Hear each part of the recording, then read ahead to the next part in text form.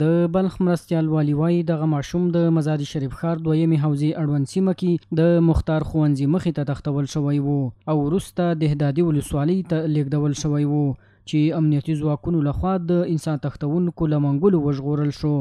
نوموړی وایي د بلخ ولایت د استخباراتو ریاست دغه پیښې په تړاو 4 کسان د ځینو مهمو وسایلو سره هم نیولي. 4 نفر به دست آمده و یک 2 دانه ریکشا، یک موتر، یک تپانچه، یک چاقی، کارت اینا به دست آمده. الحمدلله خوب نهایی کار موفقانه عمل انجام شده اینجا.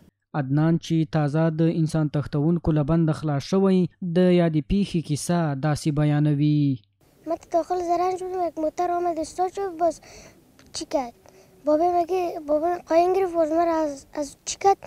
تا داخل موتر انداخت، زیر پای انداخت، باکس من سر من گفت اگه سرت اگه میخوای زنده بانی سرت پایان میگی، سرت پایان میگی. من سر خود پایان گرفتم، اونجا رفتم چشمای با پود گرفت، تا داخل یک تخت انداخت، با اینی پای من که این جسم که زنجیر بسته که قلف کرد. باز شب همونجا چی کردم، همونجا ماندم، باز من خواب کردم، مجاهدین آمد، باز مرا برد پیش پدرم. د راخلاص شوي ماشوم نیکه د اسلامي امارت مسؤلینو څخه مننه کوي چې د لمسي په خلاصون کې اسلامي امارت نه ستړي کیدونکې هلې ځلې وکړي او روغ رمټې د دوی کورنۍ ته وسپاره. یک تشکری میکنم از امارت اسلامی، از ارگانهای دولتی، خصوصا از ریاست امنیت ملی، از رئیس استخبارات.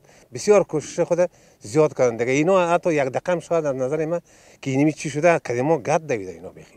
د یادونې وړ ده د اختطافچیانو څخه 2 رادې ریکشې، یو کرولا ډوله موټر او یو شمېر نور جرمي وسایل امنیتي ځواکونو ترلاسه کړي.